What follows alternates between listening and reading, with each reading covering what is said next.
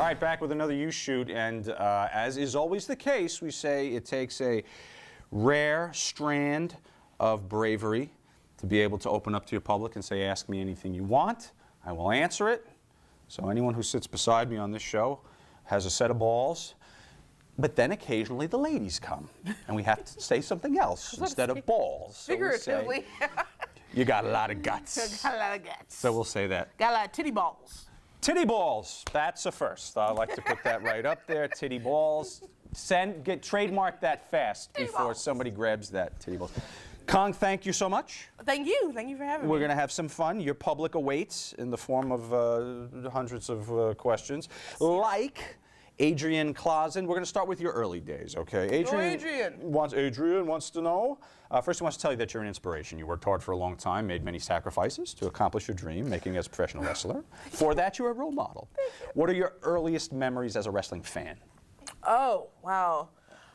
Waking up Saturday morning, trying to dodge my little brother because he would always put me in the Boston Crab or some kind of figure four leg lock because he was the original wrestling fan in the family. And and he's my younger brother too, and he'd get me down and have and he'd have the shitty underoos on, and he'd sitting on my back, and I was flexible, but the shitty underoos is what. That's what did it. That's what did it. Yeah. So, I had to watch wrestling to learn how to, turn the tables on him. So that's what I remember. Just Saturday mornings was like my bell time. So you can kind of credit him for your career in a way. Oh, no. No? No, are you kidding me? Well, how litigious my brother is, he'll be like, don't give him no ideas. He'll take me to court. Right. It's all about the Benjamin. Yeah. Steve Fedorovich, who was your favorite wrestler growing up, male and female? Hopefully not the same person. Yeah. Two male and female wrestler. I would have to say it's a tie between the Junkyard Dog and Iron Sheik. Ironically, he'd get me in the camel clutch as well. That was the biggest one, and so watching Iron Sheik became a big thing for me. And then Junkyard Dog, he just came out there with chains, and it was just awesome. Female-wise, when I was younger, the only real female out there that was, as far as wrestling, I would have to say Leilani Kai, and Jumping Mom Angels, but Leilani Kai and Miss Elizabeth. She didn't really wrestle, but she was a figure on television that I looked up to. Very good. Viper Venom, Lincolnshire, England. Is it true you got your name kind of by accident? I heard a rumor that you got your name from filling in at short notice in Japan for Aja Kong. The match was advertised as A Kong versus whoever. Yeah. And when she couldn't make it, you filled in, you were given the name, so they were not promising something they didn't deliver. Is this true? And if not, how'd you get your name? No, that's totally true. I had no idea. I had walked into the LA dojo one day, and one of the Japanese wrestlers, called me Kong. I guess they had already announced it and already named me and hadn't let me know yet. And so I thought he was being racist, and I was like, "What the hell are you calling Kong?" And so there was an issue with it. I was like, "Oh, okay, oh, all right, that's cool." You know them Asians, they think all you look alike. Oh my God. The one Adam K says, did you realize there was already a wrestler named Awesome Kong from WCW circa 1993? And there's an image. Yes. Managed by Harley Race. I did. From what I understood, he was serving time at the time, and TNA went ahead with it. I don't know if they bought it from him, but I was aware of that. Okay. Jay Zaretsky, Ontario, Canada. Was it your decision to portray a character that did not speak? Do you think speaking is or was a hindrance to your character? Is it possible, in your opinion, to be really successful in the business without speaking? I think if you have the talent to portray emotion or any kind of message through your face, then speech may not be necessary. And I believe I've mastered that as far as what was required of me. Having that speech gap in Japan and having to, relay emotion because I didn't really speak the language at first. So it could go either way. I think that once I started speaking a little bit in TNA, I was out of my comfort zone. Oh, interesting. And being out of my comfort zone, I was like, can I just grimace? But you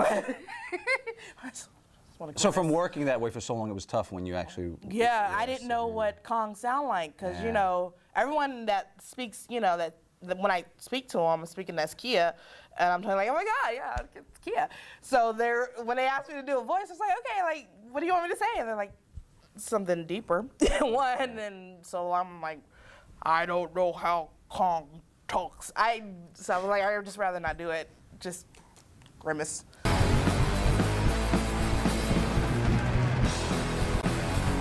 Japan. Nigel Michael from South Wales, United Kingdom. Can you compare Japanese and American female wrestling styles? Can you compare? I'm lost on the question. Like, is there a difference? Oh, there's a big difference. I had to leave. I was in Japan for what, like 5-6 years, and I had to leave because my body was just getting worn down. When I came to America, it's like, this is so easy. I could do this until I'm 80. Why? Lighter styles. People are lighter here. In Japan, it's hard hitting. It's like a hard sport. Every match is almost 20-30 minutes. You're going hard. You barely sell. Somebody hits you with something big, and you get up, and it's strong style and fighting spirit, and that's a hard thing to do. In America, in matches where, you know, the other opponent is talking for the first 3-4 minutes, and it took me a while to get used to that. Like, you just gonna talk and taunt me for 3 minutes? Are we gonna lock up, and can I slap you around, do something? But, you know, it was easier, and it still got over, so.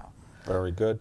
Tushar from No Wrestling Limitations on Facebook. Do you feel that any matches on All Japan Women's Pro Wrestling shows were too brutal or taken too far? Yes and no. Again, it goes to just the mentality of it. I remember in one match, I just was winded and I couldn't get up fast enough and be where I needed to be. And my opponent, who was, you know, we have the senpai-kohai system, is basically veteran and beginner. She was my senpai, and she kicked me dead in the face, busted my nose, gave me this cut that I have right here. To send a message that you were too slow. To send a message that I was too slow. And there's nothing you can do about it. It's just like, you know, get your ass up next time. So, yes and no. Wow. From Anonymous, who's the stiffest Joshi wrestler? Currently, I would have to say it used to be Maekawa Kumiko, and right now I haven't wrestled anyone from Japan in a while, so I have to say Kyoko Inoue throws a mean-ass clothesline. Yeah. Okay. She'll knock you back to 3rd grade. Anonymous, in keeping with that, speaking of Kumiko, what was the situation with most of the wrestlers in AJW hating her? Oh, damn. That's a real question. Oh. I didn't know they did. I didn't. Okay. She was my mentor. There was an issue with her and, you know, Nanae Takahashi once upon a time, and they went at it like maniacs. But, you know, Maekawa had a really great sense of, how do you say, professionalism. She was a perfectionist. You know, she would go crazy when my socks didn't match. So, you know, I don't know, as far as me, she really mentored me and, you know, made sure I needed to do what I needed to do to get further along, whether how hard or whatever it was. And I think that the new generation just couldn't appreciate her old school style, maybe. That's it. Right. Anonymous, continuing with, is this the same Anonymous? Okay. Any good Inui or Shinobu stories? Takako Inoue. Let me see. Gosh. All the stories I have, I could barely remember because we would be so damn drunk. Okay, this is back when I'm in my 20s, and you know, you party afterwards. I mean, you know, women's wrestling. Do they go hard, the women wrestlers? They go so hard and trying to keep up, and then they're up the next day and they're jumping around and, you know, training before the show and putting the ring together, and I'm just like, but y'all were just up 3 hours ago, drunk as hell. Why is everybody sober right now? What is there an injection y'all got? Why are y'all kayfabing me? This is rude. Wow. But let me see. Yeah, lots of karaoke stories. Takako did have a story. She was really upset when our WWE tryout, came about, and I guess the person in there kind of shot down her shot, the person that they paired her up with, and so she came back really dejected. So we took her out and got her drunk. Was it who did they put a female worker in with when you get a tryout up there? Is it one of the divas, or is it just? I assume it's one of the divas. Right. I assume. So when you get someone who can work, and you're put in with one of the bikini girls in WWE, it's probably tough. I would imagine. Get them to kind of go, especially a worker from Japan, and then they put you in with. I'd imagine. Pinup I didn't have a tryout match, so I've never been in that situation as far as having to be in front of everyone and eek. Salvatore M., sorry to be blunt, but what is it like being a big black woman in Japan? Well, Salvatore, I would no. I guess that's for you. What was it like when you walked the streets or went out to eat? I mean, kind of almost what you would expect. You get a lot of stares. You get a lot of people trying to touch your hair, and you're like, stop petting me. I'm not a dog. A lot of people shorter. It's hard to date. It was so hard to date. You had to go and find where all the gaijin, all the foreigners were, and They were intimidated, you mean? No, well, The size, short. they're short. I you're like tall. tall dudes and Yeah. It was you. yeah. It was tough to shop It was for tough you to there. shop Yeah, today, gotcha. but still, I mean, friendly. Everyone was really, really friendly. Everywhere you went, they hear you're American. They just want to talk to you, and for the most part, friendly.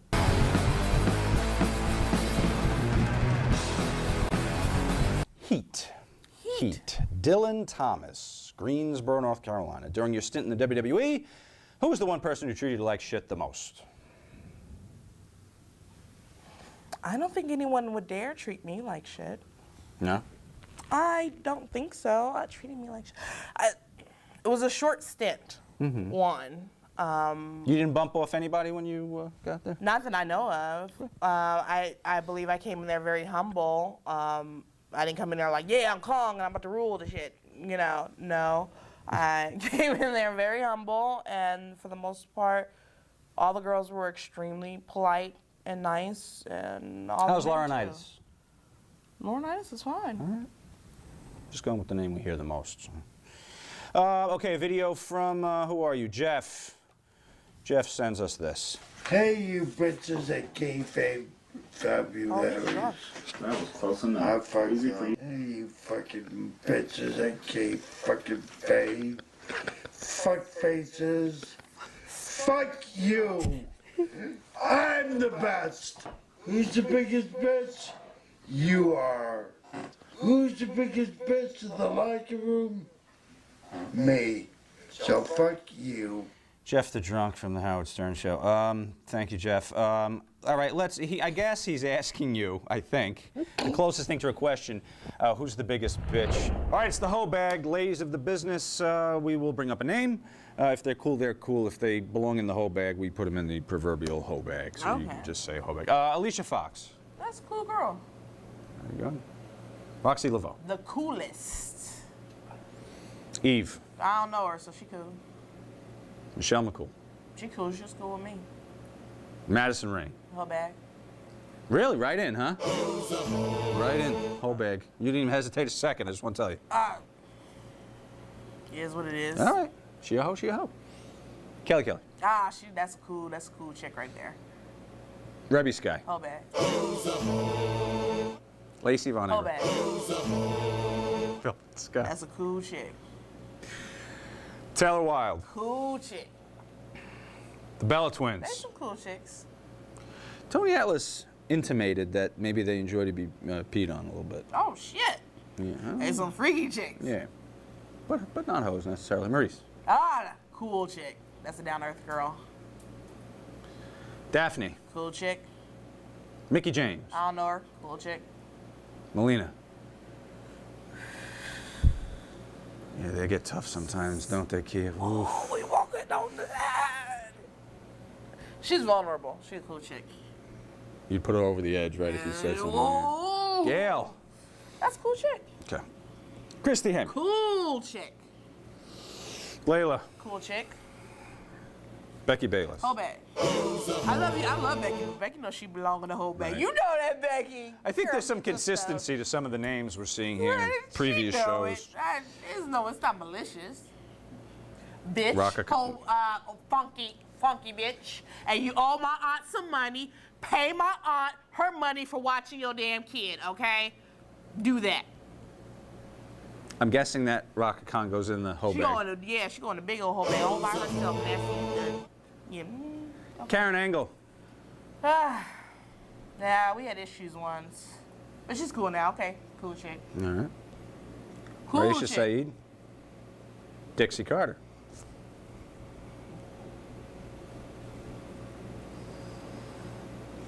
The sound of silence. What makes someone a hoe? Maybe we need to dissect this to make it. What makes someone a hoe?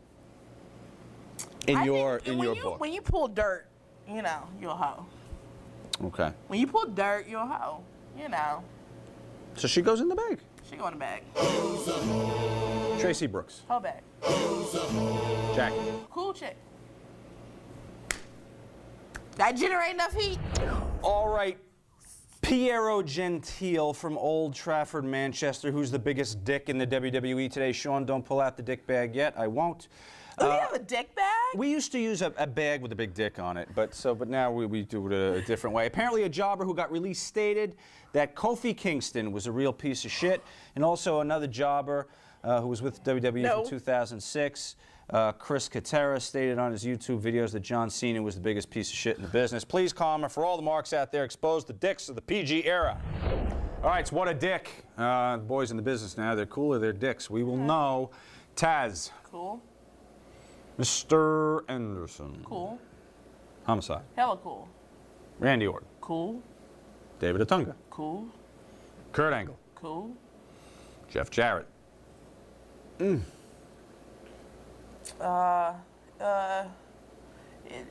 know, it twitches every now and then. Yeah, it can twitch. You know, depending on what side it wakes up in the morning. Dick. It depends what side it wakes up in the morning. I got you. John Cena. It's cool. Matt Stryker. Who?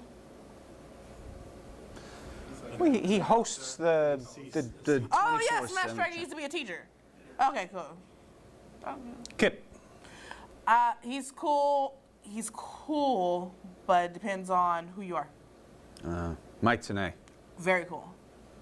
Terry Taylor. Terry's cool. Cock-a-doodle-doo. I love you, Terry. Michael Cole. Cool. The Miz. Extremely cool. He went through a lot. He's cool. D'Lo. Cool. Bully. He could be a dick. Jerry Lawler. He's old school, so he's cool.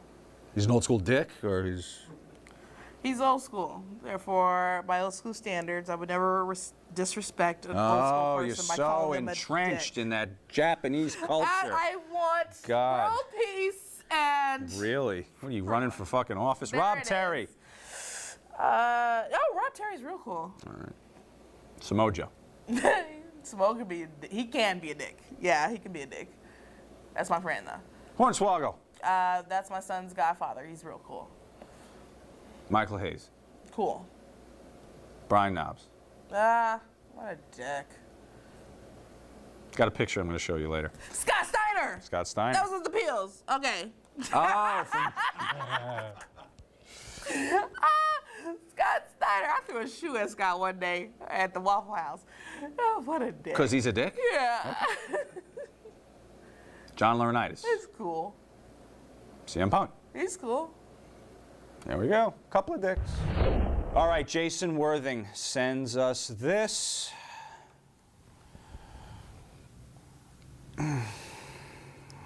Let's see. Oh, okay. I'm slopping already. You didn't catch that, did you?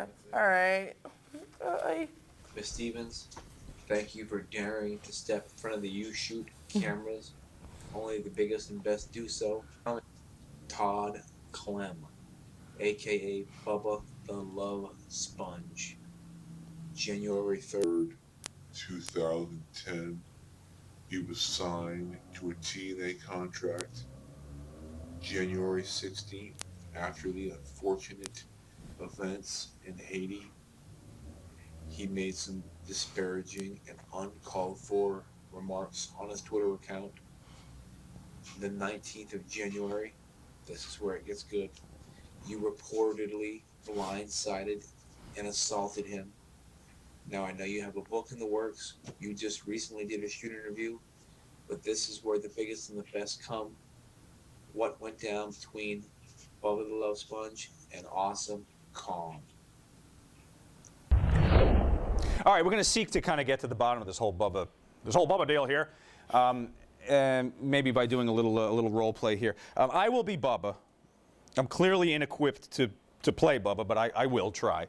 And we're in the locker Carbs. room setting. More carbs. I love carbs. We're in the locker room setting here. We will pretend we are at the TNA It's a nice taping. locker room. I don't know what the Orlando setting looked like, but we'll. So here I am. I'm walking in. What am I doing? What is Bubba doing backstage? Is he? He was Is his walking. head up Hogan's ass? Yeah, or he no? was waddling. He was walking across stage like 19 or whatever. Okay. And what was his job that he was doing? Promos? I assume. Wasn't he hired to do something? Yeah, he was hired He was to do on something. camera. Pick All right, up so space. I don't know. so he's there, and I'm waddling by. Now, this is the first time you're laying eyes on me. Since, No, actually, it wasn't. Oh, okay. That was the thing. He said what he said about the earthquake in Haiti, and you saw him since then. And I was looking for him the whole day to speak with him Right. about it and say that that's not okay, and that the way he had been conducting himself on set lately was not okay and not appreciated. Okay, well that's more interesting there too. What don't we know? What was he doing on set?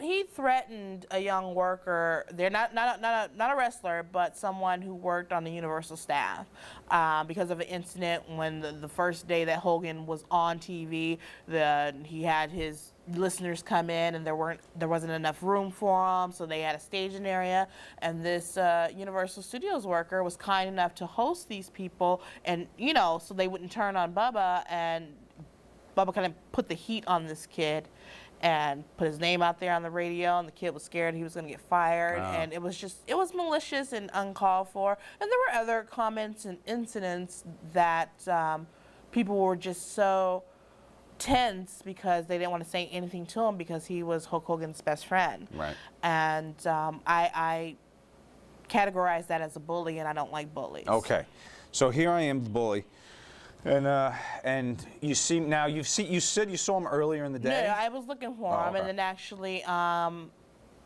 Hogan introduced me to him, and I just froze because I didn't want to say what I had to say in front of Hogan. Okay. I just wanted to say it between him and I. And then after he introduced me to him and he left, I was just like, ugh. I was mad at myself, man. Right. So he got beat up because I was mad at myself.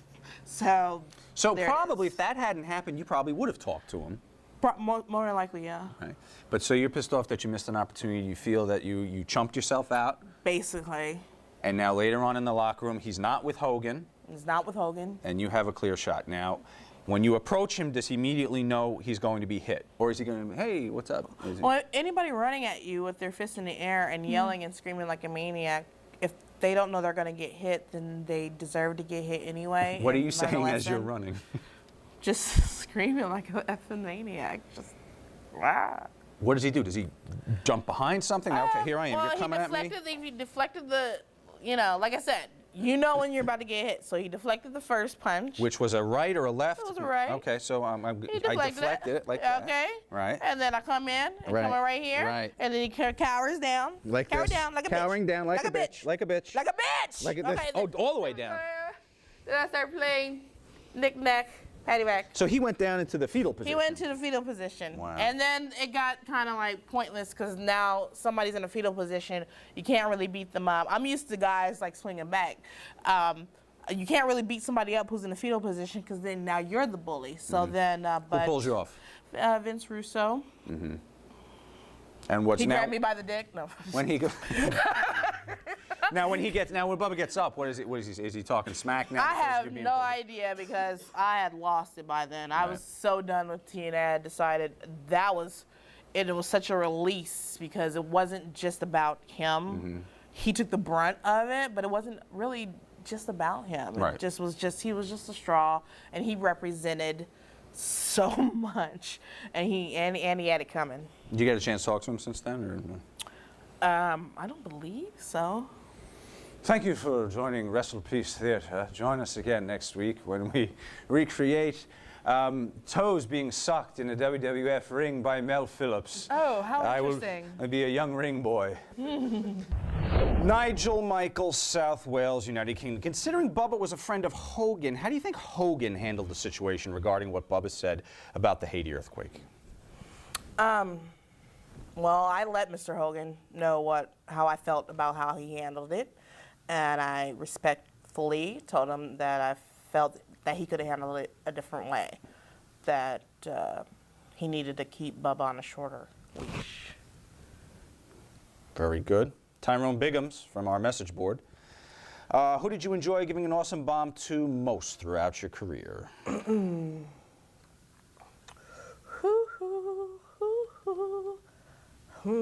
Enjoy. Yeah, that's the key word there, I think. Right? It's like enjoy. I would have to say Nikki Rocks because I know she can take it and not bitch about it later. she'll get up and not bitch about it, you know. As later. opposed she to knows some how to others. bump. She knows how to bump. That she can work. So there have been others that have taken issue with the way you deliver Oh, the powerbomb. yeah, and it's so funny because I'm like, it's your own bump, bitch. It's just like, it's your own damn bump. So if you got a problem with it, that means you can't work and you can't bump. What did they do wrong? They don't tuck. Yeah, they don't tap. They knock their head back.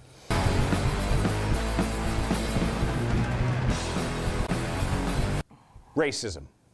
Frankie Ash, were there times during your wrestling career where you experienced racism? Yes. Like?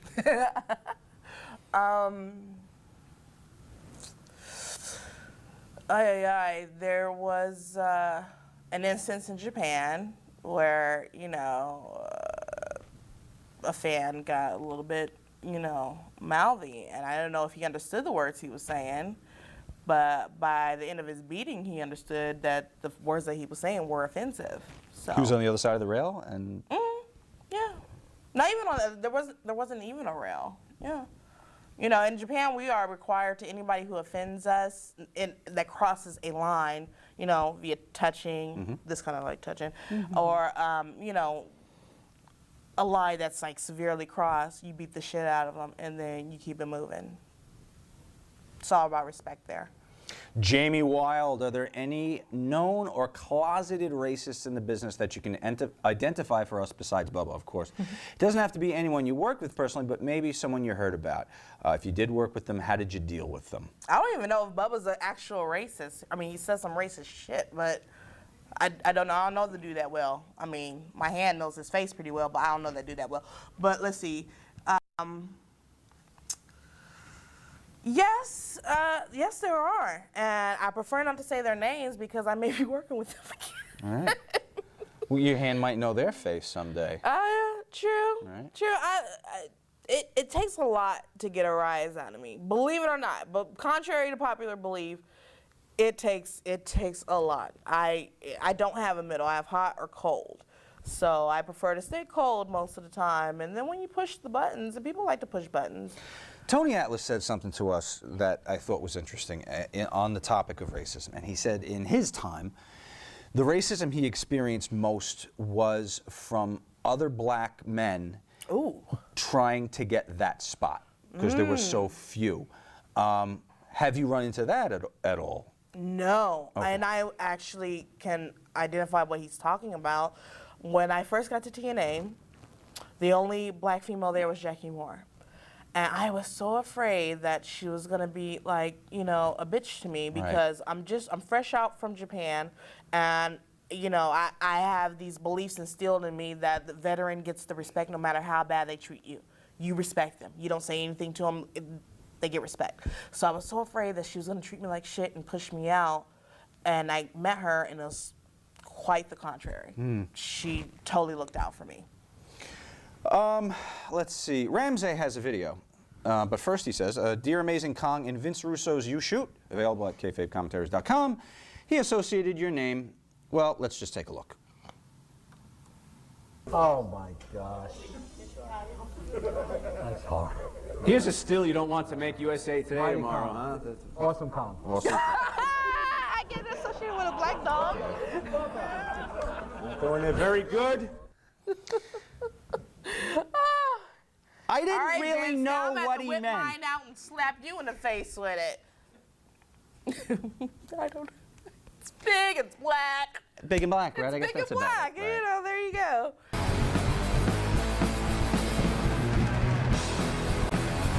Gossip. Here come the gossip. Das Owens, huge fan, was wondering if the incident in Anaheim hotel bar while you were in TNA is true, and if so, why did it happen?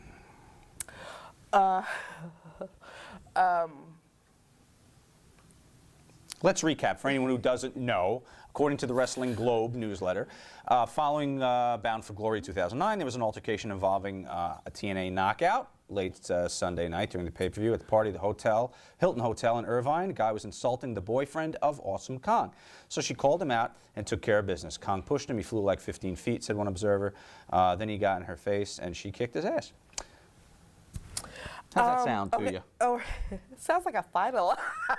That's about what happened. You know, the dude was rude. My fiance, my boyfriend at the time, who's now my fiance, didn't want to, you know, cause trouble, so he tried to keep a low profile. And the guy wanted an autograph. I was speaking to someone extremely important, a movie producer, and I said, sure, just let me finish this conversation and I'll be right with you. And it was less than 30 seconds, and the guy was drunk and belligerent, and evidently my boyfriend, you know, didn't like the way he asked me, because it was kind of like, I'm used to that, so I can handle that. But so he asked me, tell me, please, you know, can I please have an autograph? And so he goes, well, fuck you. And then I turn around, and I was like, oh, no, that's my boyfriend. He's just protective. I'm like, well, fuck you, too. You can say fuck you to him, but you ain't going to say fuck you to me. And then the rest of what you read. That's what happened.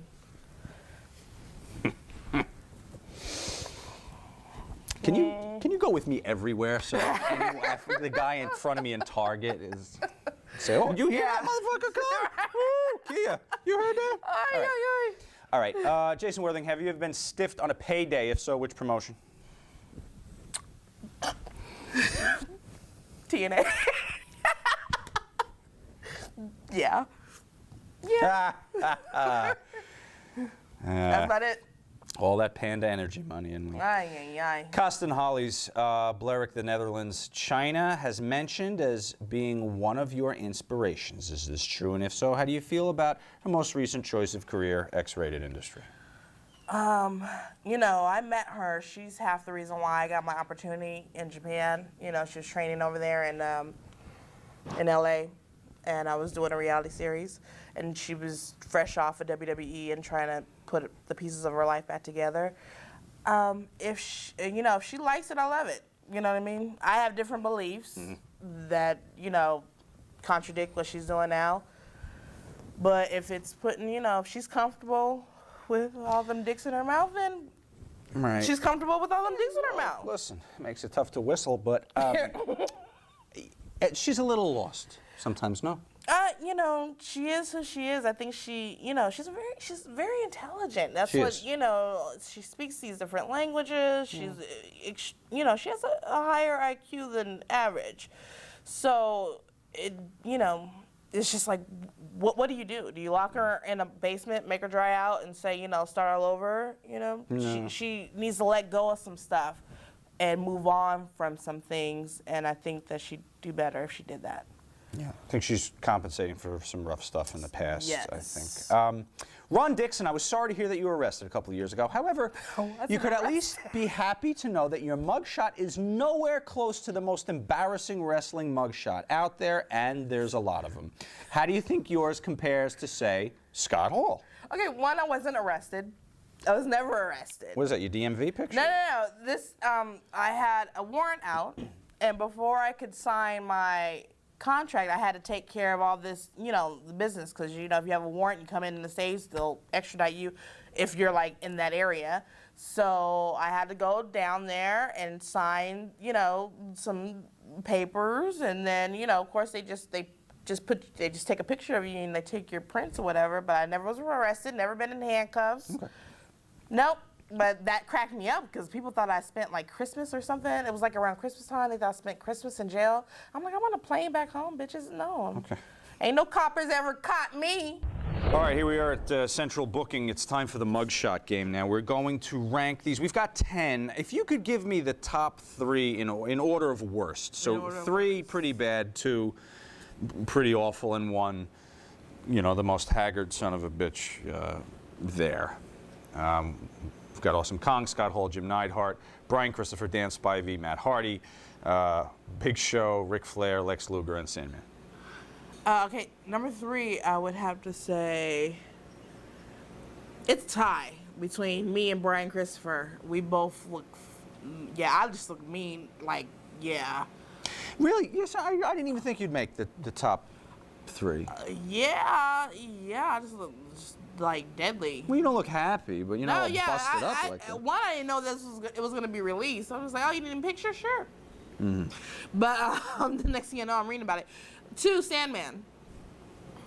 And then number 1, Matt Hardy. Yeah. What? Yeah. Did somebody bust him in his eye? That's worse than Mel Gibson's. Yeah. That's pretty bad. Costin Hawley's Blerick, the Netherlands. Besides in Japan, in my opinion, women wrestling cannot be taken seriously by the way it is portrayed. Most of the time, the focus is on T&A, not TNA, T&A aspect, and wrestling skills do not seem to matter at all. You are an exception to this. You're a legitimate wrestler whose matches I enjoy. What is your opinion on the female wrestlers, knockouts, divas, whose only ticket into the ring is their looks and don't possess any kind of wrestling skills? I love this question because I get it a lot. Mm-hmm. It's like a covert way to say you're ugly as hell without actually saying it. It's just all these pretty girls, but you're not. You're so awesome because you have talent. But isn't it legit to say, couldn't you be a pretty girl but be a good, there must be female wrestlers I am a pretty girl and still kick ass. But that's what I'm saying. But you're saying that they ask you because they think you're not, but there are great female wrestlers of all. Yes, but of all walks. But are you annoyed by the girls that have a spot because they shouldn't?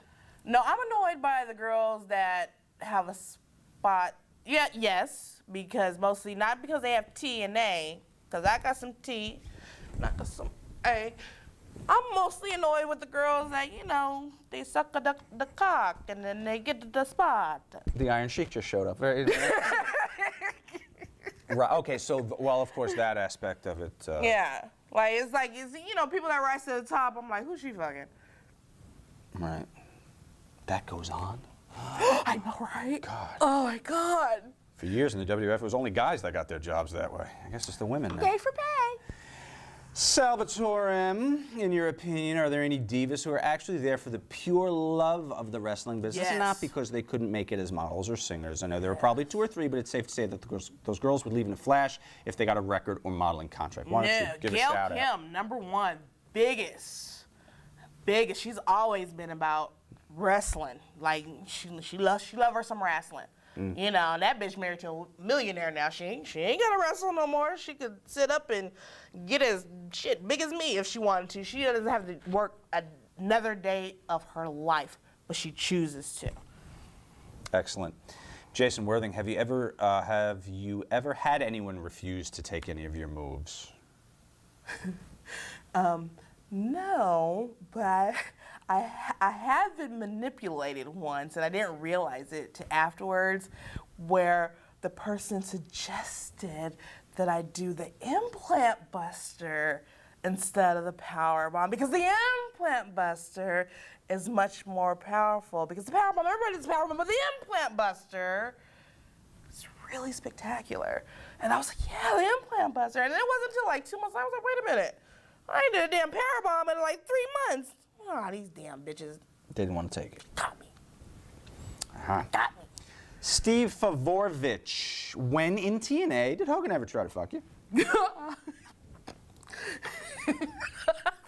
He had a little video out a couple of months ago. I see know. that? Oh, it was so cute. It's so cute. Oh, so big. I just ate like a pig. Yeah, that was hot, huh? What he lacks in hair, it appears he made up for with the. Oh yeah, I mean, she wrote him like a cowgirl dude, but you know, God, it's just so cute. Never put the moves on you then. Not that I know of. I mean, like seriously, I was like, soon as he got there, I was like etched off TV a bit, and I only was booked like 2 or 3 times once he. Oh, so he got fucked you in there. a different way.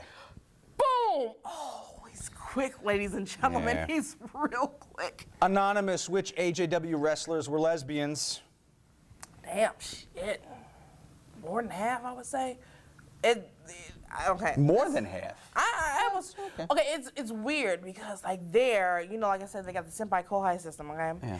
And it's kind of like, it's kind of like how the older ones that were like full on, would kind of like coax the younger ones, you know, and then the younger ones would kind of be like gay for the stay.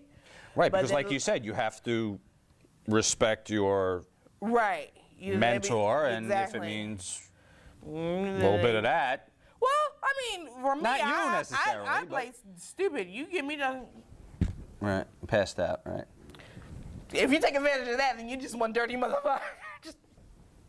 That's like you did. Steve Carell did, I think, in the movie once, but yeah, that was my shit way before. Just pass out, just or play stupid, huh? What? I don't understand. It's the language barrier. But like, you know. What do you do? What does that What- mean? I don't get what- that thing. I just- Right. that's- All right, F, Marry, Kill, submitted by McWhalen. Here we go. Daphne, Gail, Kim, Hamada. Let me see. Wow. I would kill my dash off because I know she'd forgive me in the afterlife. And then I would F Hamada because I know she a freak. And I'd marry Gail Kim because if I marry her, that means she divorced Robert Irvine and she got half his money. Salvatore M. Most women tend to have good gaydar. Mm-hmm. I know this question's become cliche on you shoots, but tell me, respect any gay male wrestlers who are in the closet? Yeah, I do. That's their choice. If you know that there are some homophobes out there that's gonna, you know, impede or, you know, just halt your career because of your sexual orientation, then you gotta do what you gotta do. If you gotta keep it in the closet, you gotta keep it in the closet. You Very know, good. but I support you. If you come out, I'll support you. I'll march right along with you. I'll put on some rainbow stuff and we just go to the parade. Matt Evans, you've had experience in both the WWE and TNA locker rooms and was wondering if any of the Divas knockouts are into anything interesting fetish-wise.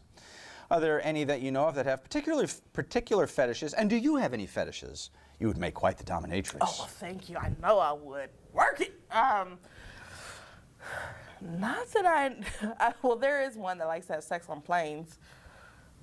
Oh, that was... Yeah. Yeah, that's about the freakiest. By today's standards, that's Yeah, like, that's the freakiest, you know. pay so much for the ticket, that's the least you can do Right. while you're Yeah, up there. that's the freakiest thing that interests fetish-wise. I don't know much. I don't ask women about their business because they better not ask about mine. But you like 'Cause I'm going to hell for some of the shit that Dan and I do in bed. We going to hell. I'm sure. But like a goat never walked out of Gail Kim's locker and everybody had to pretend they didn't see it, or something odd like that. No, not that I know All right. of. Taz from Neckhole Productions. Taz, what do you got for us, Taz? Awesome Kong. This is Taz. This is funny. I want to know what are the best ribs that you've ever seen or been a part of. And I ain't talking about them delicious motherfuckers that I get from the Outback Steakhouse. Feed me if you can. I'm out like a boner in Zubas. Okay.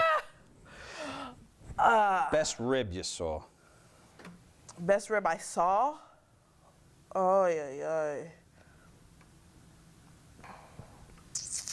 Does it have to be a rib on another worker? No. Let's see. There was, this is so gross. There was a time we were in like Switzerland, TNA tour, and this guy, he evidently was like heir to Johnson & Johnson, and he was really extremely rude to Charmel. Booker wasn't there, or else this would be a totally different story. But, you know, a few of us didn't like it, you know, and I especially didn't care for it. So later on that evening, I kind of schmoozed, you know, next to him. I found out his room number, and me and a few of the locals that were on the tour from England, we took a bucket and we proceeded to defecate and urinate in the bucket, along with some other not so great smelling elements like vinegar. And we filled it up, the rest up with water, and we tilted it on his door so that when he opened it, it would. I'm not proud of this. I was young, okay, and just like, you know, silly. I'm older now, more mature, so mature. Sounds like he deserved it, though. Yeah, he did. He was a dick. He goes into the dick bag or dick box. What a dick.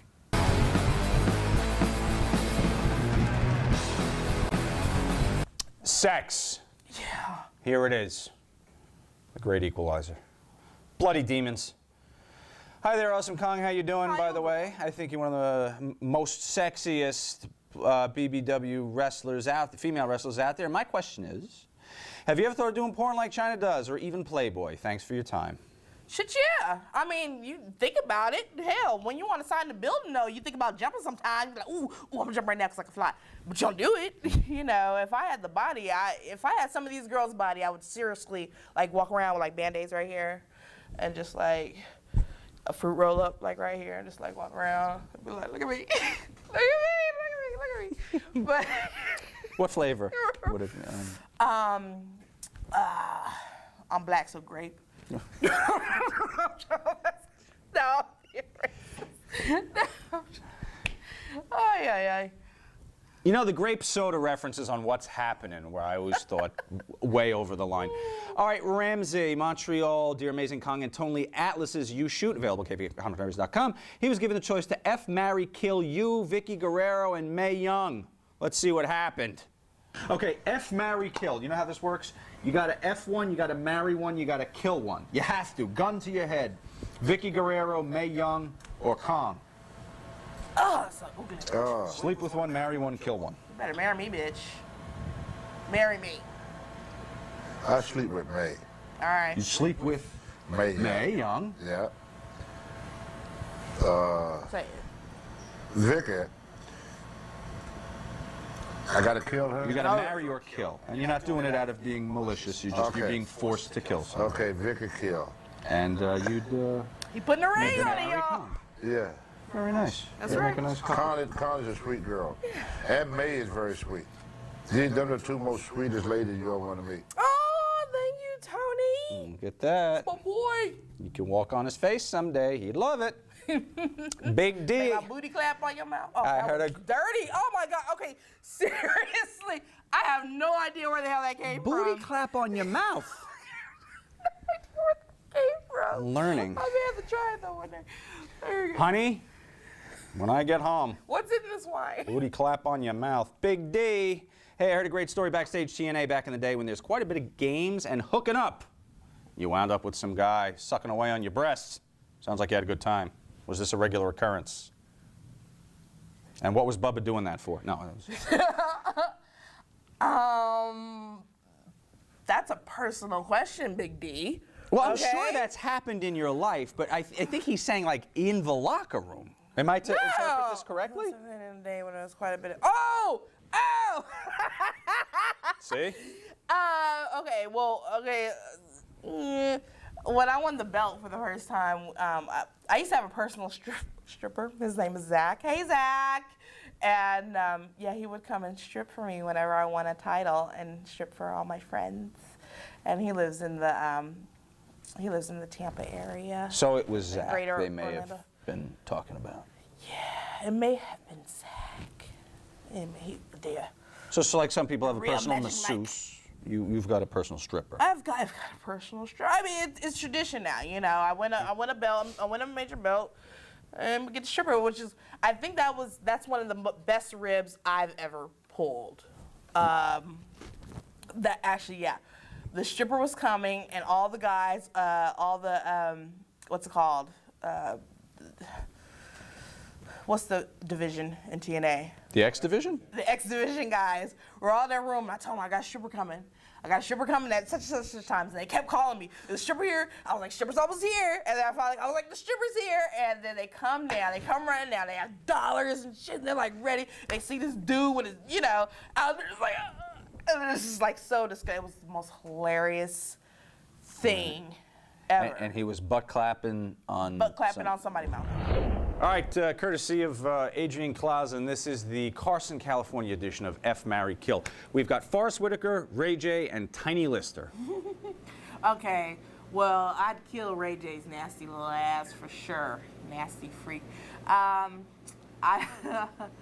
I would F Tiny Lister because he's just so big and strong. He'd pick me up, put me on the wall somewhere. He'd hold that leg pretty well, wouldn't he? He'd be like, yeah. Wrap back my head. And let's see, I would marry Forrest Whitaker because we both come from the same city, and he's an Oscar winner. So yeah. Well, I'm to believe that prestigious. are they all from Carson, California? I'm guessing. Oh yeah, Ray J's from Carson too. That's the deal, yeah. Ray J and Brandy grew up in Carson. I didn't know that Tiny was. I knew it's from LA, but I don't know about Carson. West Coast, baby. Yeah. The Unknown Phantom has sent you this. Ooh, Oh. calm. Oh. I like big girls. All right. What is your favorite sex position?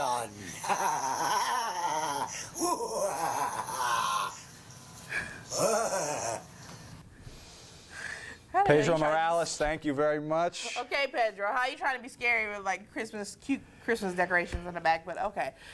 Also, y'all like for real here. How do you roll?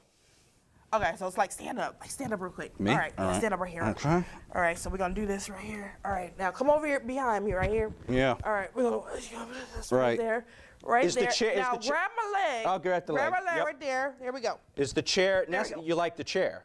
Well, yeah, you Chair's gotta get necessary. you gotta be like, Right. There we go. Listen, There we go. Meet the Press is on right after this. Please make sure you don't change the channel. There's a lot going on Yeah. in See, Venezuela. but you gotta have a lot of swagger to pull that one off. Right. You know, because there's a lot of junk in the trunk. Yeah, you got to be able to hold your own. That's all right, there though. it is. Das Owens. Did you have any male groupies or followers when you were on the road? Not counting Zach. Yeah, there seems to be sometimes the same people that pop up everywhere. And I'm like, what the fuck do you do? What do you call them? Because they call the girls rats. Is there a name for the guys that do that? I don't know. Rizzos? I don't know. I'm gonna start calling them Rizzos. I don't know, but it's like I get fascinated because I'm like, what do you do that you could afford this? I'm in TNA at the time, and I'm like, I can't afford a ticket to the fucking show, but you're at every damn show. What do you do? I'm gonna do what you do. Shit.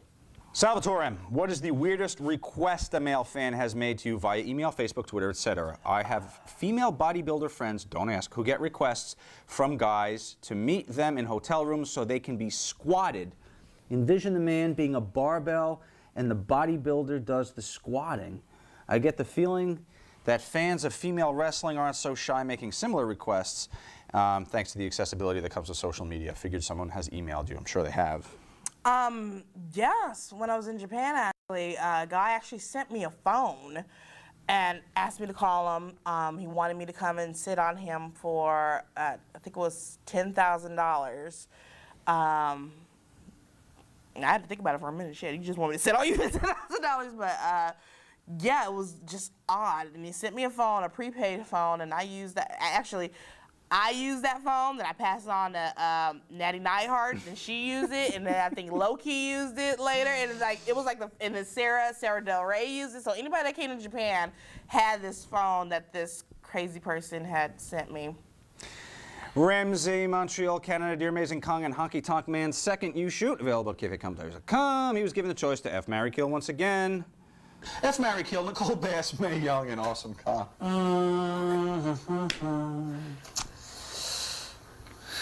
Boy, you guys pick some good ones, don't you? Look at Mae.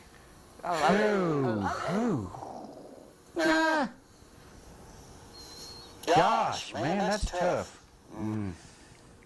I guess marry Awesome Kong because she's got a big future. She'll have a good paycheck coming. At least he put a ring on it. May, I like her a lot. She's got nothing going for me. You know, she won't be around too long anyway, so. Take care of her, and then Yeah. you gotta hop in the sack with that. I guess, just for shits and giggles again. There you go. Yeah, they like it, so they gotta put a ring on it. You know, you got married twice so far and plowed from behind by me today, so that's, I guess, It's been a quite dirty a day. Yeah. Tyrone Biggums from the Kayfabe Memories message board. Vince Russo, Jim Cornette, and me. Let's see. I would not attempt to kill Jim Cornette because he seems like one of the motherfuckers that would just keep coming back, okay, like Jason. So I would just go ahead if I can. All right. And then I'd kill Vince Russo because he said I had a dick. And then, Sean, you know. We're getting married? Yeah, We're going to the altar? You know. 4 marriages I've performed today. This is amazing.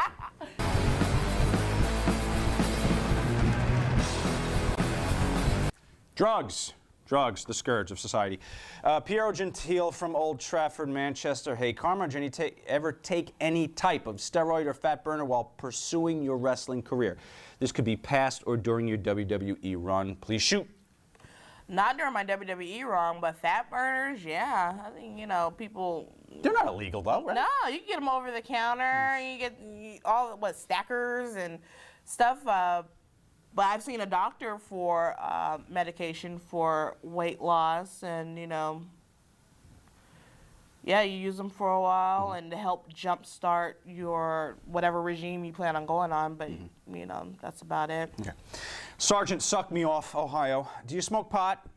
And does Dixie test in? I guess he meant did Dixie test when you were in TNA? No, they tested once. It was like a baseline test. And that was it. Once they did that, I guess they were in compliance with whatever the government was harassing them about. Do I smoke pot? That's funny. I They called it a have. bait. They did it once and never again, and called the first one a baseline. Yeah, With nothing to compare it to. Nothing to compare it to, That's exactly. brilliant. Yeah, of course. And I ain't gonna Bill Clinton it. I inhaled it too. I sure did. Very good. Jeff has returned with this. I fear it's the same Jeff. It sure Who's is. the biggest drunk in the locker room? You? You know it's me, bitch. Asshole. So pleasant. He's got a lot going for him. He should be a little happier. Biggest drunk? In the locker room? Biggest drunk in the locker room is one of my favorite people in the whole world, and that is Earl Hebner. You couldn't keep up with Earl? Well, hell, nobody can keep up with Earl. Earl keeps rolling. Yeah, Earl Hebner. All right, we're here in the locker room. It's time for what's in the bag. Kong, I have a random wrestler's gym bag. I will pull from it an item. Okay. And like the psychology tests of old, you will tell me the first name in the business that comes to mind. It's gonna get me in so much when trouble. you see, well, listen, that's part of the therapy that is You you guys shoot. generate heat. Go. ODB. Very good. That was fast. That was easy. That was the easy one. Are they all like this? This is easy. Scott Hall. Okay. There we go. Homicide. Okay.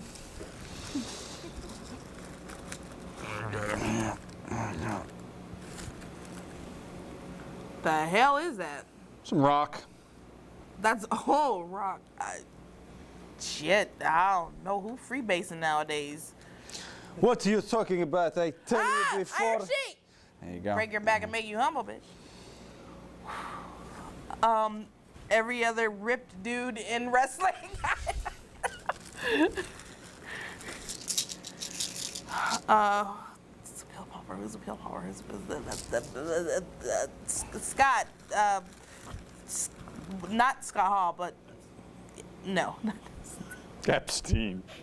Levy, Epstein. One of the Scotts. Stay in that religion. There it is. My dog? No. Who would shit? Who would take a big shit? I have no idea. Who would take a big little shit?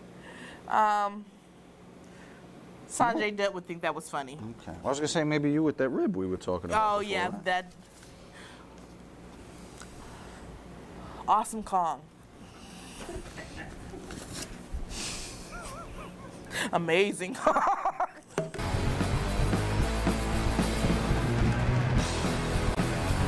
Potpourri. Here we go. Steve from Canton. What's a typical day in the life of Amazing Kong? What are your favorite movies, TV shows? What do you like? Typical day, get up, take my dog out, eat breakfast, maybe go work out if I'm not going to work out later on, catch up whatever's on the DVR that recorded the night before. What do you like? Game of Thrones right now, The Borgias. Walking Dead's not in season right now, but Walking Dead, Modern Family. I like TV. Yeah, there's not much that I don't watch. You could just name my everything. I'm like, yep, I'm on that too. Yeah, Netflix, anything. I don't have a regular 9 to 5 like most people do. I love TV. I love TV so much that I said I'm just gonna go on the bitch too. So I love TV, and I'm proud of it. Very good. Nick Gator from Future Endeavors. What sound or noise do you love? What sound or noise do you hate? A shout out to Inside the Actors Studio, clearly. Right. I love the sound of a crowd popping. I love that sound. Whether I'm the cause of it. You're supposed to say the sound of a WWE crowd popping. The sound of a WWE crowd popping. Whether I'm doing it or someone else is doing it. If it's a pop-up crowd, I just love that. I hate the sound of someone hawking a loogie. That drives me crazy. Yeah. Mm-hmm. Nick Gator from Future Endeavors. What's your favorite curse word? Shitballs. Like titty balls almost. Yeah, But shit like titty balls. balls. but Use it in a shitballs. sentence. How would I say shit balls? Like, oh, It's shit balls, I gotta go. Oh, my alarm didn't go off. Shitballs. Okay. John the Revelator sends us this. Kong, Oh. what other sports do you like besides wrestling? Do you like race car driving? Do you like roller derby? What other thing do you like? What other sports do you like? I love it. He got the cigarette. Oh, Joe, listen, John, quite the athlete. What other things do I like? This sounds boring, but I like reading. I like reading about fantasy worlds and just delving off into that place of just imagination. You know, warlocks, wizards, elves. Give it all. All right, sell or no sell? We want to know. We're going to bring up some things here, and we want to know usually it's a sell or it's a no sell. It's very simple. Roller coasters. Sell. Brussels sprouts. Sell. Kissing no your sell. pet on the mouth. That's nasty. No sell. Go ahead. Peeing in the shower. Sell. Dancing at weddings.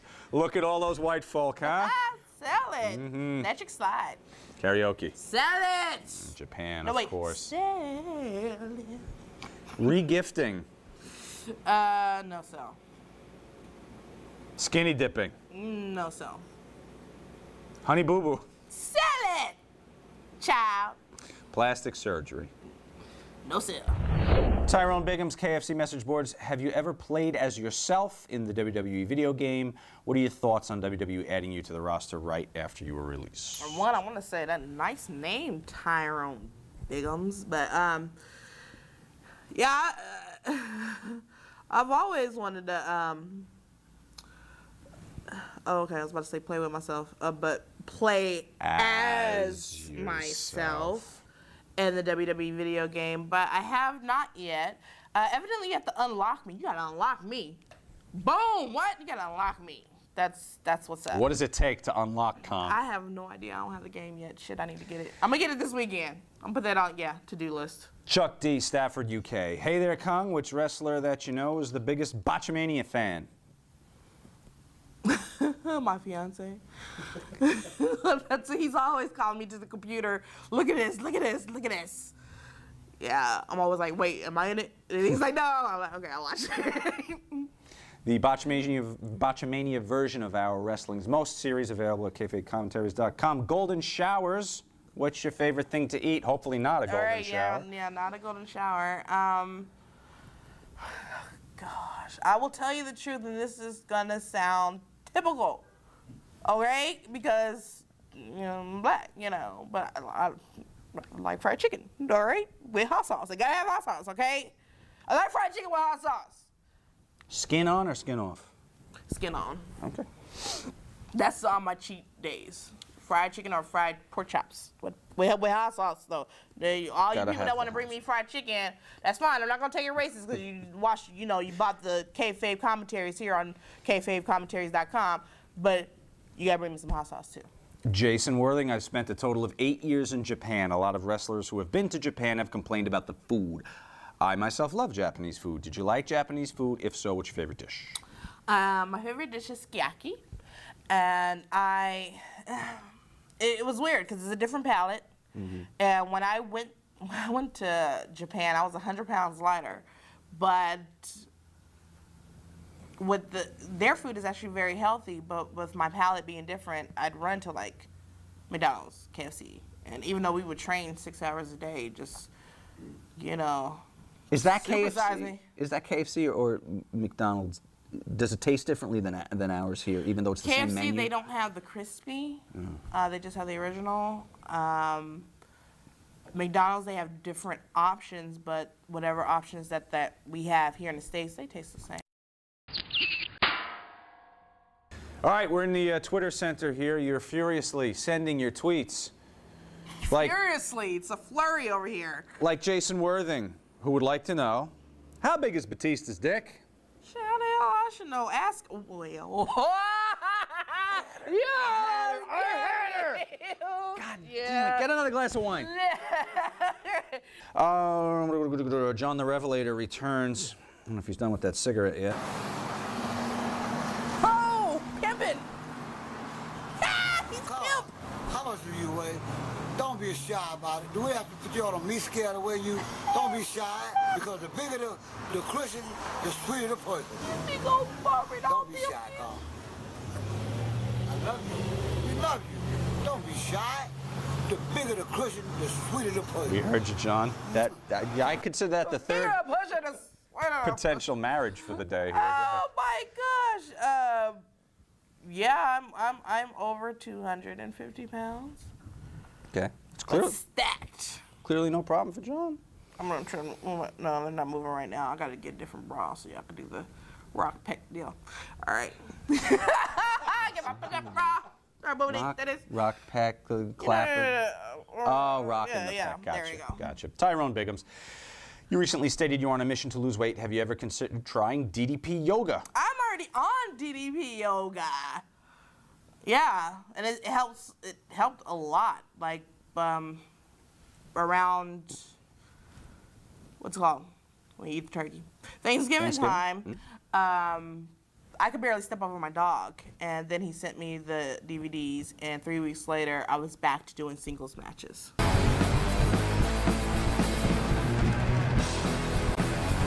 The Indies, Jason Worthing. You have recently had some brutal battles with Amy Lee. What's your relationship with Amy outside the ring? She's my chooch. It's excellent. Extremely, extremely excellent. I wish we talked more often because whenever we get together, we just pick up right where we left off. Mm-hmm. Amy's fun. Amy was on our production called Missy Hyatt's Pajama Party, where her, Lacey Von Erich, and Missy Hyatt hopped into bed and had a pajama party for 2 hours, and I still wonder why we did that video.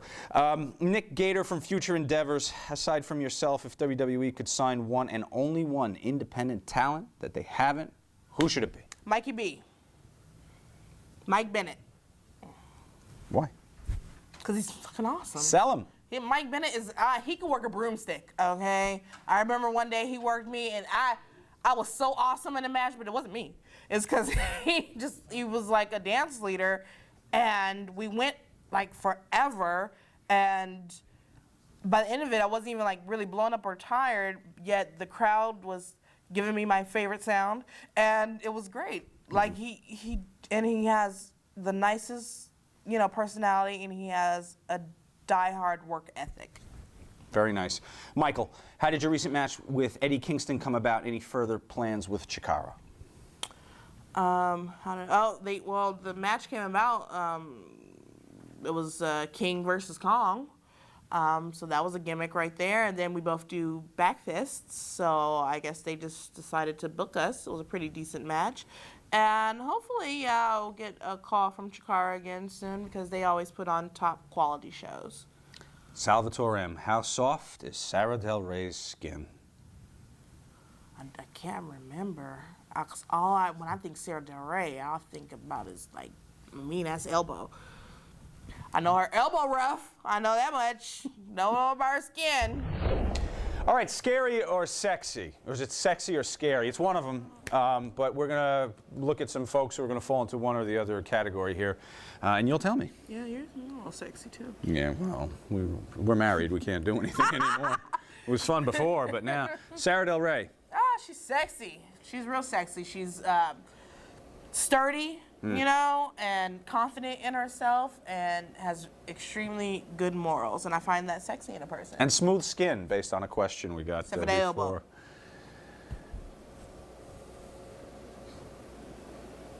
Held up. I don't think it's selected. There we go. There we go. Beth. Sexy. Like, again, she's thick and strong and confident. And that's sexy on a person. Very good. SoCal Val. She's sexy too, because she can eat.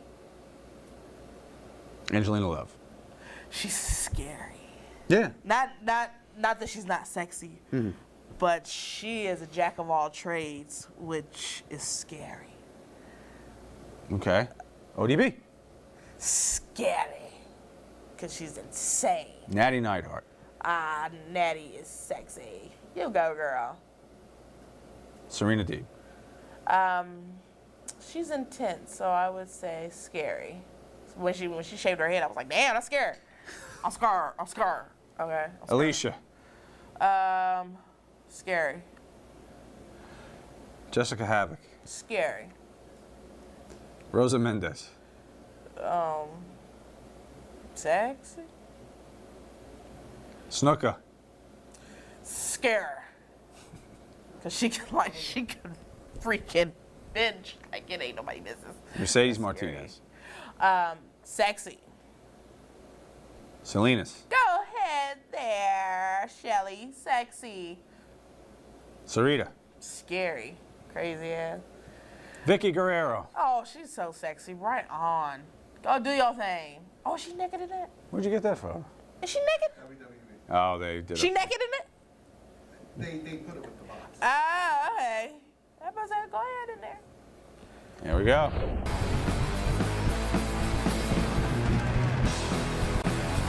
TNA. Nigel Michael, South Wales, UK. What are your initial thoughts on TNA? Nigel Michael, you sent a lot of questions in. Right on. We did. My initial thoughts on TNA. I thought it was cutting edge. When I first saw it, I was over in Japan. I was like, oh, this is interesting. And when I got to the States, I was like, yeah, this is really interesting stuff. As far as the matches, being put on by the X division, and then they were talking about this new Knockouts division. I was like all aboard. Very good. Chris Doherty, how was your relationship with Dixie Carter? I know she's publicly very nice, but is she the same behind closed doors? Was she, you need another glass for this question? Was she approachable and easy to work with? What are your thoughts on her becoming an on-air personality? Do you think it's a good thing for TNA TV, or do you think she's taking valuable time away from the roster? It's hard because, people put on different faces for different occasions, and I don't know if the face that Dixie put on for some of us was genuine, because I would hear from very reliable sources that during production meetings, she had on a different face and would say things like, well, let them stay home and starve. So when I hear things like that, it's hard for me to take your smile as genuine. Ramsey, Montreal. Dear Amazing Kong, in 2011, Power Slam magazine reported that TNA knockouts, excluding Christy Hemme and Mickie James, were getting paid at most $600 per appearance and at most $38,400 per year.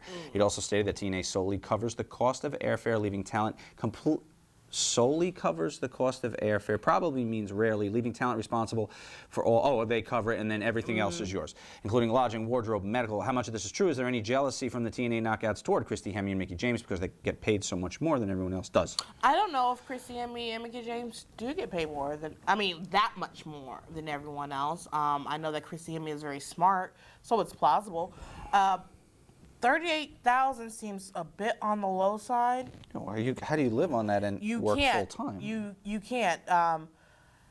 It's you're maintaining two different households. You're maintaining the household that's your residence, and then your household that's on the road. It's every month you have two different rents. Your hotel bills and your rent in your apartment or house or whichever.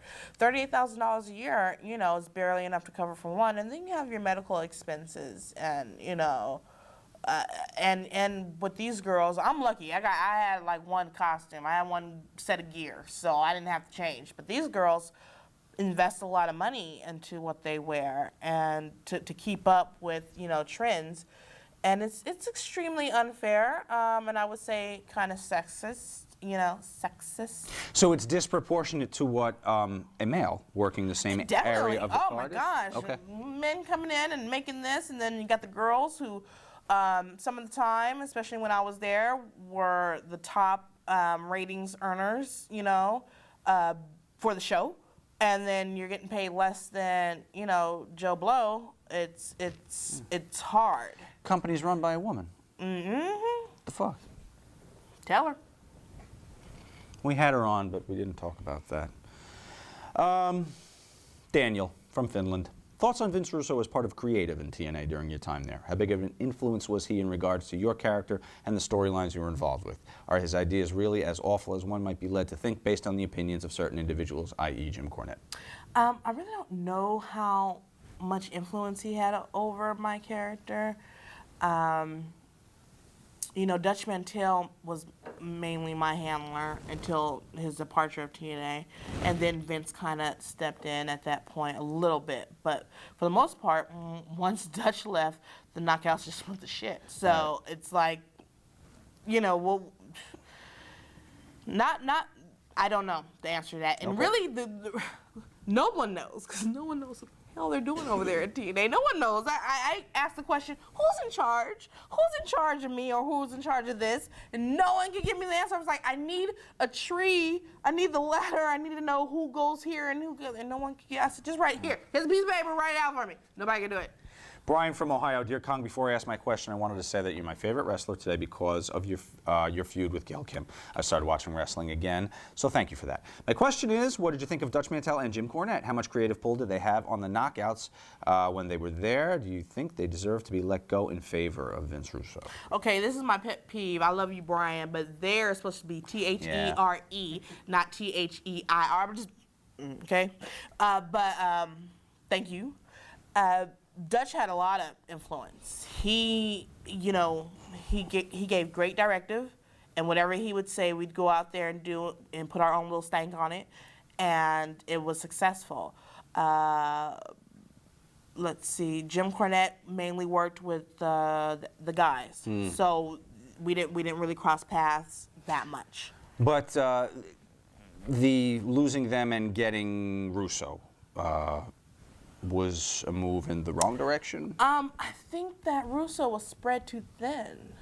I just, I don't think it was all his fault. It's only so much you can do or cover or think up, creatively. I think he was just spread too thin, and those who were under him that maybe were in charge of that portion weren't really given the power to really make those kind of decisions. Ramsey, dear Amazing Kong, after you were eliminated from the Knockouts Gauntlet match at Bound for Glory, how soon did you realize that you had a wardrobe malfunction and both of your breastises became exposed? What was the reaction from all the guys when you came backstage? I don't know about the reaction from all the guys, because I went straight to the women's locker room, but I laughed my ass off, and I tried not to because, you know, it was like my second match ever in TNA.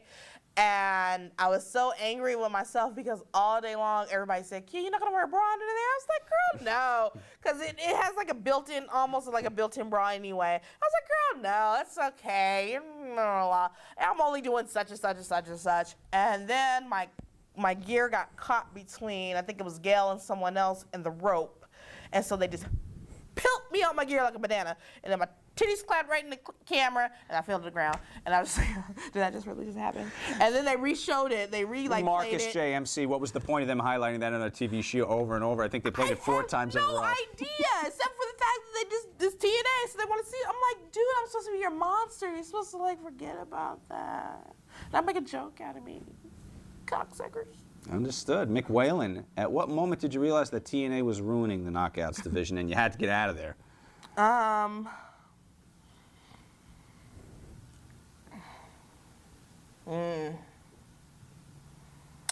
I think, right when I had to get out of there. It just coincides with, not because of Hogan coming in, it just coincides with Hogan coming in. Not because of it. Right. But it coincides with all that and all the changes that they made. Okay, you got yourself a new ring, you got yourself a new set, you're bragging about a new sound studio. I see everybody's wife in here, you know, being rolled up in an escort vehicle, and my putt-putt is around the corner, way down the street. And you talking about you can't pay me more money?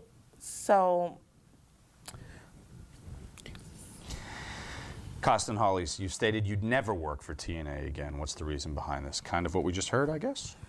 Yeah, I mean, in the beginning, Dixie was down there in the trenches with us. We were building this product that was going to storm the world, and then they kind of forgot about the people that helped them get there and focused mainly on other names that were names, but some lazy-ass fucking names.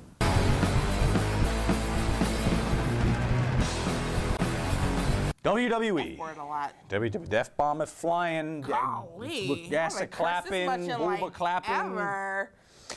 WWE. Piero Gentile would like to know this. Hey, Karma.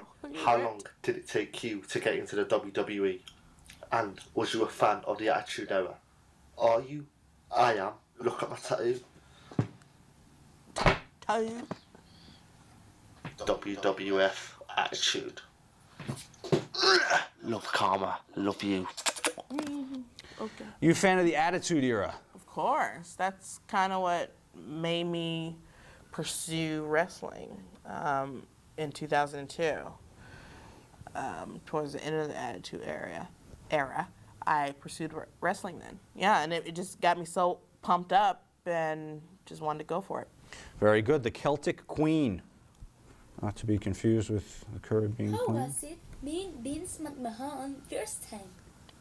Oh, God bless you, Celtic Queen. What was your first impression of meeting Vince McMahon? We ran that through the translator and got. What was your first impression of meeting Vince? It was quite intense.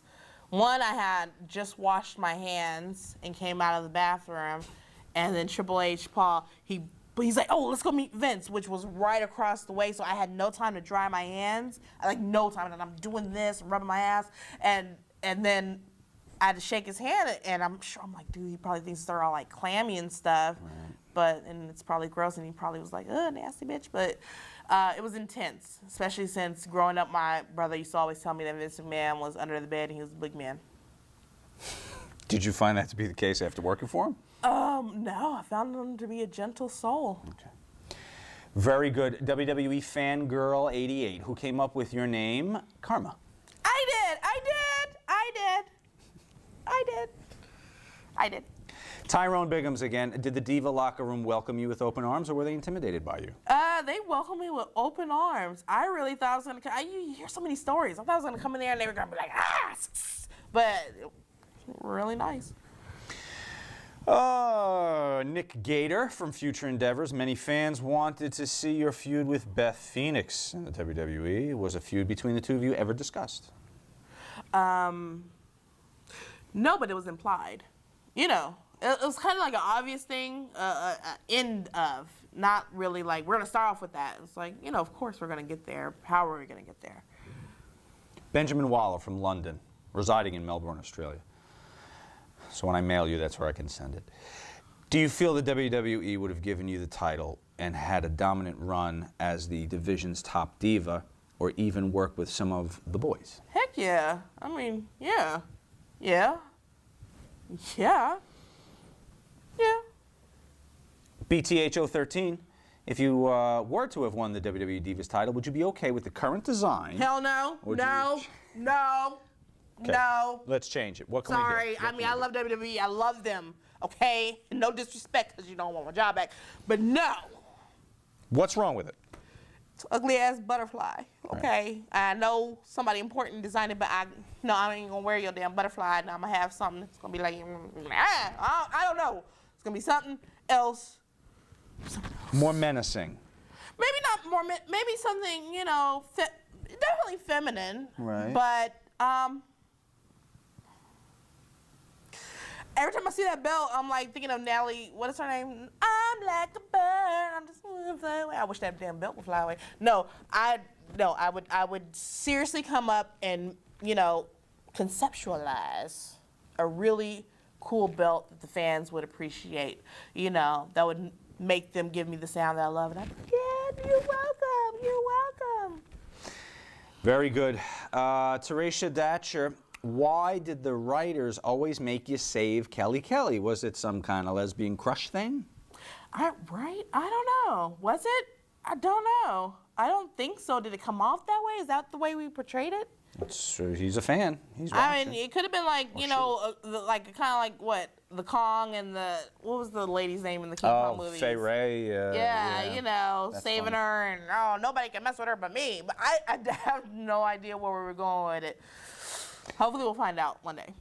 Vontae Little. Hi, what are your thoughts on Alicia Fox? And did she or WWE officials give you heat after you dislocated her arm? No one gave me heat. No, not at least not to my face. I don't believe she dislocated her arm, but I do believe she bruised it. It hurt real bad.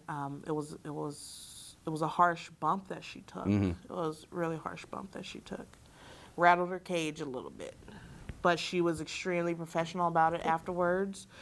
And, you know, she's a tough cookie. She's not, you know, a piece of, you know, wet toilet tissue. She's a tough cookie. She took the bump and it hurt, and she was like, let's keep rolling.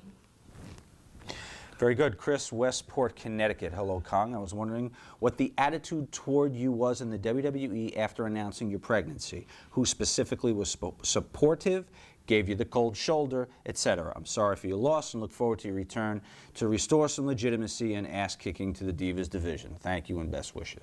I'll give you a little bit of an answer on that because I think that answer I should reserve for Vince McMahon if he ever wants to sell that answer. But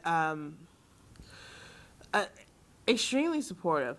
Whether or not the support was genuine, I felt it was. Other people were skeptical about it, but I felt nothing but support. And in fact, I felt so much support, it was overwhelming at times because it made me feel guilty that, wow, they are extremely supportive. And here I came in here, got a big push, and then I'm like, deuces. So it was always supportive to you. Yes. You're saying maybe there's question as to, kind of like we said in the TNA, when people walk away and make this... No. I know some people were kind of agitated and shook their heads, and you know, I suspect this is all suspicion. I suspect that, you know, people were told to, you know, congratulate me and, you know, leave it at that. And some people came up to me and were like, congratulations, and they said it in a way it was like, congratulations, you just fucked up your career, kid. But you know, other divas or no, these are production people. Oh, Kevin Dunn.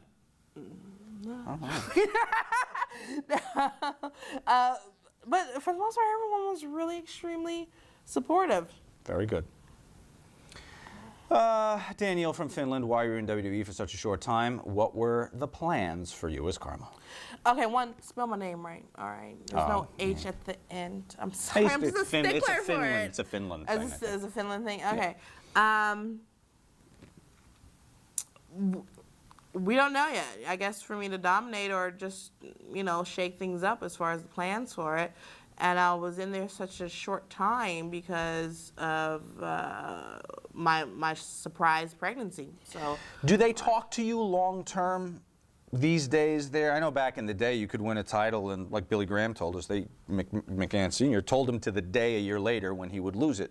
How far ahead do they talk about your character and your plans? Is it literally week to week? It was kind of like a really vague direction. It's like, you're going to go east. You don't know if you're going to go northeast or southeast, but you're going east. So, east. Okay. And you went west. I went westward, ho. Let's see. Nick Gator, you think WWE dropped the ball on you?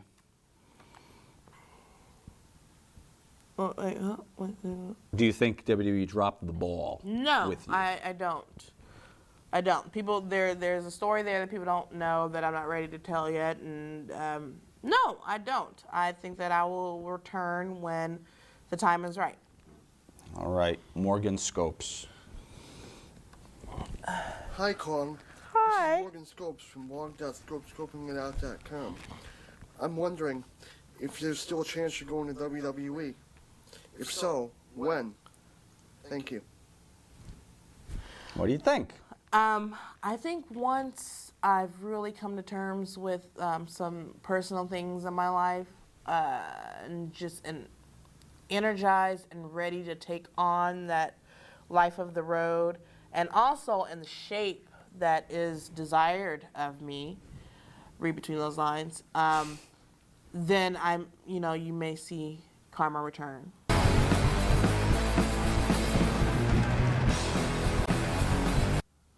Golden Showers from Ohio.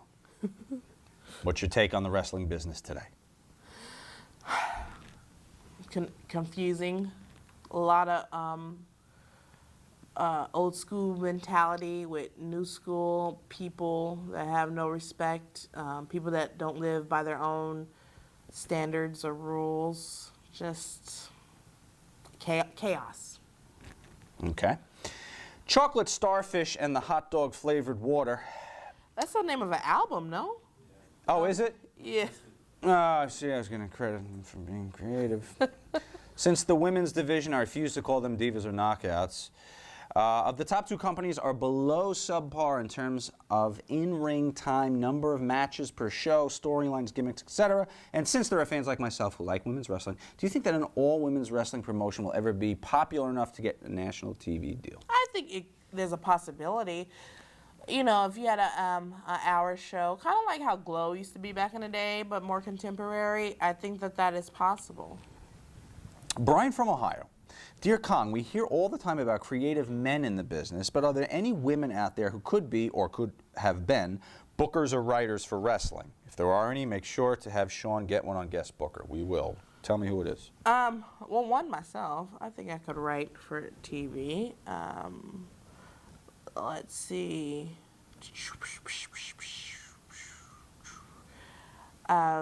Nikki Rocks has a lot of great ideas. She puts a lot of funny things out there. And then you have Lexi Fife, who is a great booker and knows how to write things that make sense.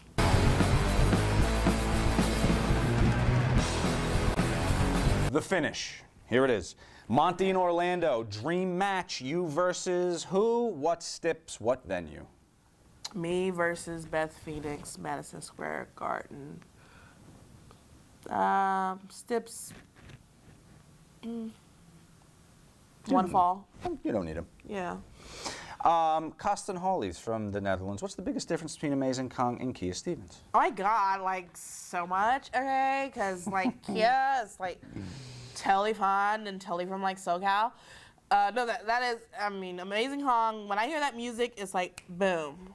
I'm a monster. Kia, oh gosh, you can just like run over. Like Kia, you can get away with almost anything. Because I'm just like, oh, okay, okay, you can, blah, blah, blah. A pushover almost. I think Kia is almost a pushover until you get me to the hot. Remember, we got the hot and the cold. Yeah. We don't really have the middle. So I'll stay cold for you. And then once you take advantage, then you get to the hot, and then it's all kind of chaos, and I'm flipping over tables and shit. So, yeah. Kosten wants to also know what's the biggest misconception there is about you. He says as a wrestler, but how about either? That I have that big black dong that Vince Russo pointed out. Well, I have some first-hand testimony I can give. I didn't bump up against anything, so. I think that I'm mean. I think people think that I'm in this mood all the time, which for me, you know, even as Kong doesn't make sense to me, because I mean, I'm a big, intimidating ass kicker. So why would I have to be moody all the time? No one's gonna fucking fuck with me, so I should be happy all the time. I am happy all the time. Go any damn where. People cross the street when they see me. I was like, it's cool. That's how badass I am.